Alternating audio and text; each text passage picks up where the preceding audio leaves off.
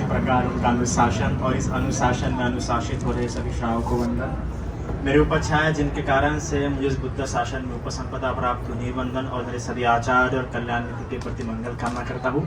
यहाँ उपस्थित आदरणीय, पूजनीय, सम्माननीय, गौरवनीय भिक्षु संघ को भी मेरा वंदन।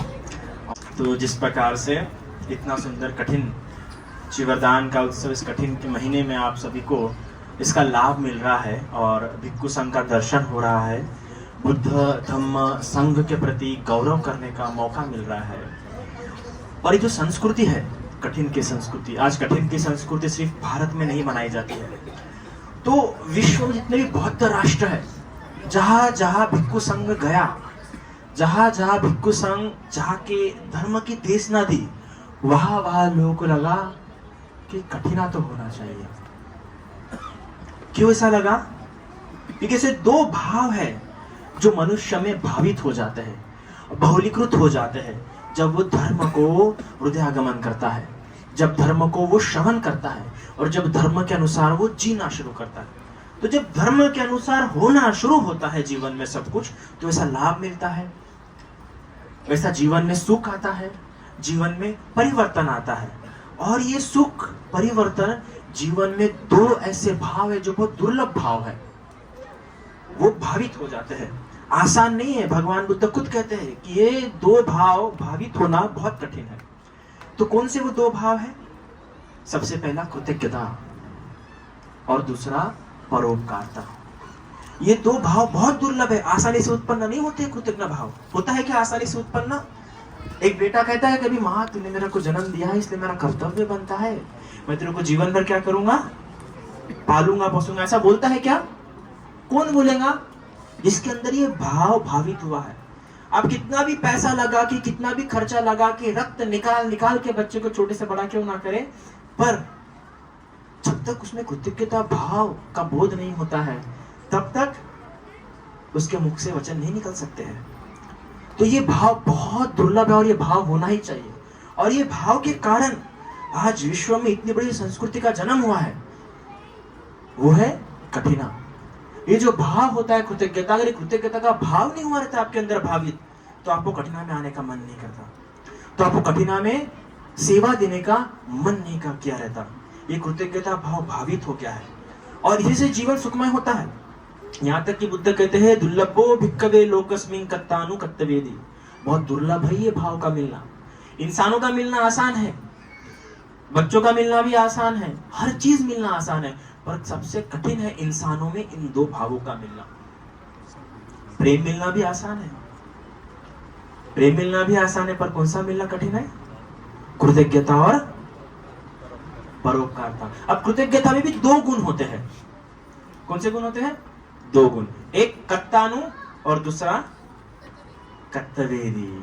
साधु साधु साधु। ये दो गुण बड़े बड़े दुर्लभ होते हैं, बहुत बहुत माइन्यूट लेवल पे जाता है, क्योंकि बुद्धिस्ट साइकोलॉजी है ना, तो एक एक इमोशन को, एक एक फीलिंग को बड़ा बाइसेक्ट कर करके, क्योंकि हर एक इमोशन आपसे एक एक्शन कराता है, हर एक भावना आपसे आपको एक पर्टिकुलर डायरेक्शन में, एक डायमेंशन में लेके जाती है। तो कत्तानु और कत्तवेदी। अब कत्तानु मतलब क्या होता है?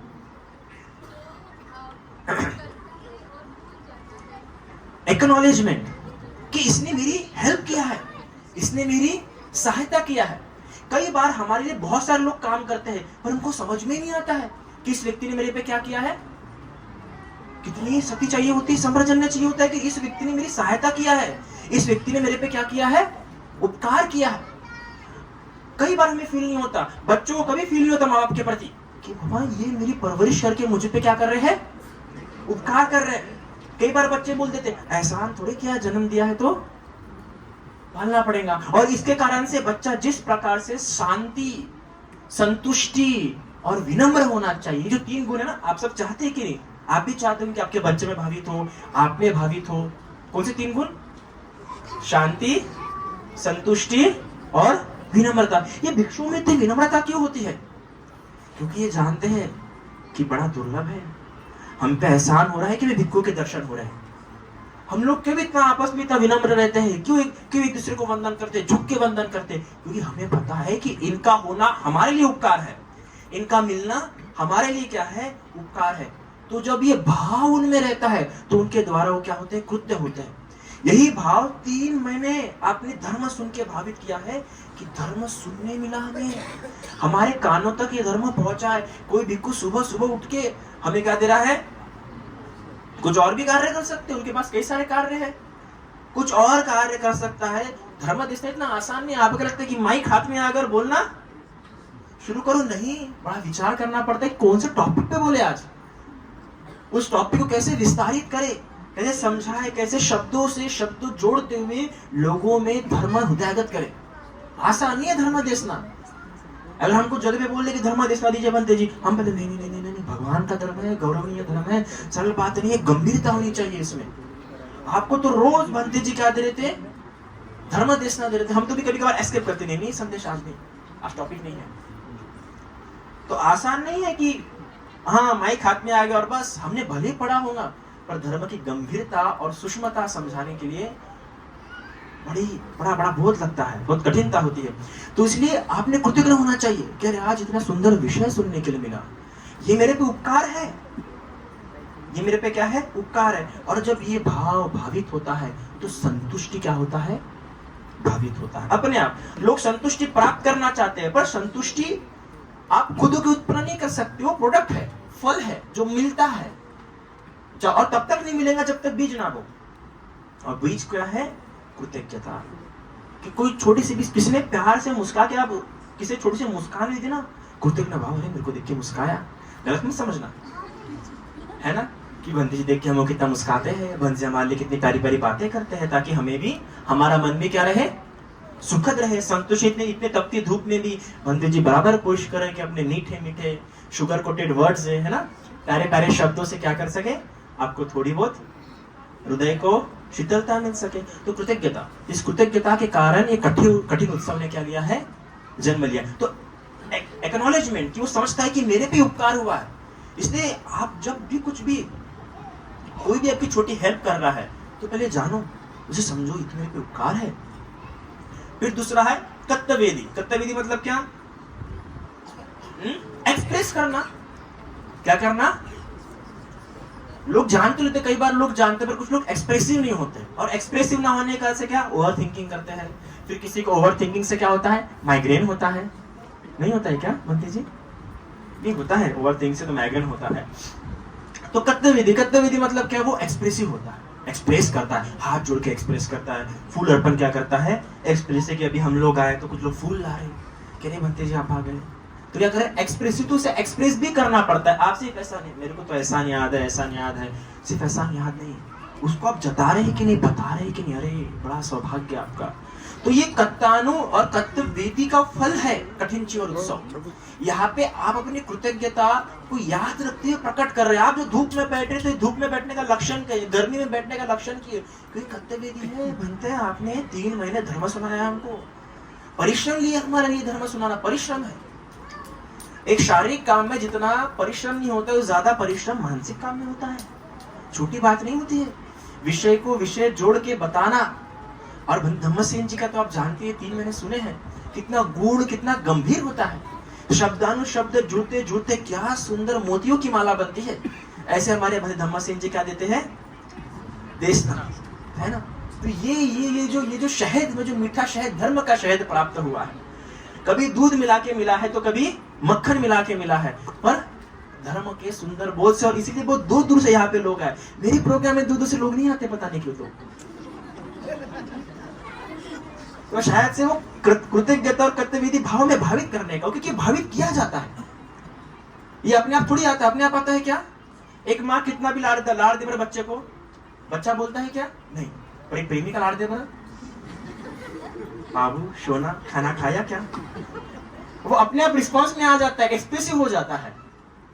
तो जब शब्दों की गूढ़ गंभीरता हृदय स्पर्श हो जाती है ना, तो व्यक्ति को बड़ा सुंदर अनुभव होता है, व्यक्ति बड़ा शांत अनुभव करता है, व्यक्ति बड़ा संतुष्ट अनुभव करता है। और वो संतुष्टि व्यक्ति से परिश्रम कराती है, और वही परिश्रम करते करते ढूंढते ढूंढते ढूंढते ढूंढते आप यहाँ तक आए। ये क्यों यहाँ तक आया, हर कोई नहीं आ सकता, हर कोई नहीं आ सकता। आपके अंदर जो भाव भावित हुआ है और बहुलीकृत हुआ है, उसके कारण से आप यहाँ पे आ पाए और आपने ये सब किया। जाने के बाद भी आपको ऐसा लग सकता है, अरे इतना काम किया है, कहीं गंदगी तो नहीं है, मेरे कारण यहाँ पे कुछ होना नहीं चाहिए, क्योंकि आप फिर इसके बाद आता है परोपकारता का सबसे इंपॉर्टेंट। अरे मैं यहाँ पे आया, मुझे धर्म सुनने मिला, मुझे कठिन जोर उत्सव में सहभागी होने के लिए मिला, मैं क्या कर सकता हूँ यहाँ पे आके? चलो कुछ नहीं तो मेरे कारण कोई गंदगी तो नहीं हुई, मेरे कारण मैंने कुछ टिश्यू वगैरह भी फेंक तो नहीं दिया, मैंने कुछ सीट वगैरह कुछ गिरा तो नहीं दिया, मेरे कारण कोई गंदगी तो नहीं होगी, चलो साफ करके जाता हूँ, है ना? और मैं क्या करके जा सकता हूँ? परोपकारता, मेरे द्वारा क्या क्या सहायता हो सकता है? यहाँ पे आया हूँ, इतने दूर से आया हूँ, खाली हाथ जाऊंगा क्या? कुछ ना कुछ तो करके जाना होगा। और इसलिए इस परोपकारता के भाव से व्यक्ति में मुदिता और करुणा भाव क्या होता है? भावित होता है, क्योंकि मेरे आने से, मेरे सहायता से अगर ये जगह और अच्छी हो सकती है और कल्याणकारी हो सकती है तो मुझे करना चाहिए। और इससे बहुत सुंदर भाव भावित होता है, बहुत सुंदर परोपकारता से। जो व्यक्ति की हमेशा किसी चीज से भी सहायता करने तत्पर रहता है, वो व्यक्ति अप्रमादी होता है। और भगवान ने, एक देवता भगवान से आके पूछता है कि भगवान ऐसा कौन सा एक धर्म है, ऐसा कौन सा एक धर्म है जो लोक और परलोक दोनों में काम आता है? तो मुझे लगा, मैं पढ़ने का था, होता है ना अपने अगर माइंड फास्ट चलता है दिमाग में पहले भी लग जाता है, तो मुझे लगा भगवान बोलेंगे अष्टांगिक मार्ग, मुझे लगा बोलेंगे मेरी तो शिक्षा है, लोक और परलोक दोनों में काम आता है। पर कितना सुंदर जवाब दिया बुद्ध ने, बहुत सुंदर जवाब दिया। देवता आके पूछ रहा है, पूछा कि कौन सा ऐसा एक धर्म है जो लोक और परलोक दोनों में काम आएगा? तो बुद्ध कहते हैं अप्रमाद। कौन सा है? क्योंकि अप्रमादी व्यक्ति पुण्य कर सकता है, प्रमादी व्यक्ति पुण्य नहीं कर सकता है। अप्रमादी व्यक्ति बोलेगा बहुत धूप लग रही है, जल्दी जल्दी खत्म हो जाए तो जल्दी घर जाते हैं, ये प्रमादी व्यक्ति के मन में आ सकता है। अप्रमादी व्यक्ति आरब्ध वीर्य करेगा, मेहनत करेगा, मैं तो आज पूरा सुन के ही जाऊंगा, आज तो पूरा बैठ के जाऊंगा, और जाऊंगा तो ऐसे नहीं जाऊंगा, कोई ना कोई सेवा देके जाऊंगा। कितना अप्रमाद है। और ऐसे अप्रमादी व्यक्ति बताओ कहीं भी जाए सुख से नहीं रहेगा क्या? दुखी करता कौन है? आलस्य। दुखी करता कौन है? भटका मन। दुखी करता कौन है? व्याकुल करता। ये धूप किसे व्याकुल करेंगी? प्रमादी व्यक्ति को, जो आराम से बैठना चाहता है, जो आराम से बैठना चाहता है उसे धूप व्याकुल कर सकती है, जो आराम से खाना चाहता है उसे ये प्रवचन व्याकुल कर सकते हैं। कब कब खत्म होगा? खाना भी तो शुरू करना है। पर जो अप्रमादी है वो तो घूंघट ओढ़ ओढ़ के सुनेगा कि क्या चल रहा है, अरे कितनी सुंदर, कितनी अद्भुत, है ना? जो अप्रमादी है वो तो बोलेगा और बनते जी, आधा घंटा बोलते रहिए आप। तो ये अपने आप भाव आते हैं, पर एक अच्छा भाव आना चाहिए, उस एक अच्छे भाव के कारण से सारे भाव आते हैं। तो इसलिए आज जो यहाँ पे आए हैं, इस यहाँ पे आने का सबसे महत्वपूर्ण कारण है आपका यहाँ पे कृतज्ञता और परोपकारता। कृतज्ञता में भी कौन से दो गुण हैं? कत्तानु और कत्तवेदी। तो याद रखना, हमेशा स्मरण रखना कि मैं कत्तानु तो हो गया, मुझे समझ में आ गया, पर मैं कत्तवेदी हुआ। चलो कत्तवेदी तो हो गया, पर मैं क्या परोपकारी हो रहा हूँ? और ये हो रहे हो तो अप्रमादी हो रहे हो, और अप्रमादी हो रहे हो तो यहाँ रहोगा, वहां रहो, सुखी ही रहोगे। ये प्रमादी व्यक्ति होता है कि उसे कहीं भी रखो वो दुखी रहेगा, और अप्रमादी व्यक्ति होता है कि उसे कहीं भी रखो सुखी रहेगा। तो हमें अप्रमादी की ओर जाना है, और अप्रमादी की ओर जाने का ये लक्षण है, ये सीढ़ियां है, ये भाव है। और आज यहाँ पे आके आपने अपने अंदर जो दो भावों को और मजबूत किया, यहाँ पे आने का मन हुआ पर यहाँ पे आए नहीं, तो आपके ये भाव कमजोर हुए, बहुलकृत नहीं हुए, भावित नहीं हुए, दमन हो गया, शमन हो गया, हटा दिए गए। पर यहाँ पे आने का मन हुआ और परिश्रम करके, प्रयास करके आए, तो आपने अपने कत्तानु, कत्तवेदी और परोपकारता के भाव को क्या किया है? मजबूत किया है। और ये आपको निरोगी बनाएंगे, ये समाज में आपको बलवान बनाएंगे। और आपको कभी भी सहायता की जरूरत पड़ेगी ना, तो इन दो भावों के कारण आपकी सहायता होगी। हर पुण्य से कोई ना कोई क्रिया होती है ना, हर पुण्य कोई ना कोई चीज को अट्रैक्ट करता है ना, आकर्षित करता है ना। तो आप कहते हैं ना कि समाज में अच्छे व्यक्ति नहीं मिलते, उन व्यक्ति को नहीं मिलते जो व्यक्ति कत्तानु, कत्तवेदी और परोपकारी नहीं होते। और जिनमें तीन बातें होते हैं उनको आसानी से जहां पैर मिले वहां क्या मिल जाएगा। अभी गाड़ी से उतरा, एक व्यक्ति मिल गया, दीजिए सूटकेस पकड़ लेता हूं। तो आपके अंदर जब भाव भावित होते हैं तो सरल सी बात है कि आपका जीवन और सुखी हो जाता है। कहीं भी जाओ, कहीं भी रहो, आपको चला नहीं जा सकता, आपको ठगा नहीं जा सकता, आपको पागल नहीं बनाया जा सकता है, क्योंकि कोई आपको छलने की भी कोशिश करेंगे तो आपको व्याकुल नहीं कर पाएगा, आप उसके जीवन से जल्दी उभर के जाओगे। और जो कत्तानु और कर्तव्यवेदी नहीं होता है, परोपकारी नहीं होता है, वो दिन भर से जिंदगी भर इस प्रकार से विलाप करते रहता है, हाय मैं ठगा गया, हाय मैं ठगा गया। और जब कत्तानु कर्तव्यवेदी होता है वो तो कहता है जीवन चल रहा है, भगवान है, अब कमादी हूँ, उसका भी भला हो, मैं आगे निकलता रहता हूँ। तो ऐसे ही इसी प्रकार से ये भाव भावित कीजिए, इस कठिन उत्सव का अच्छी प्रकार से लाभ लीजिए। बंते जी ने बोलने का अवसर दिया तो बहुत बहुत साधुवाद बंते जी, आपने 15 मिनट, बड़े बंते ने कहा था 15 मिनट, इसलिए तो 15 मिनट लिया। साधु साधु।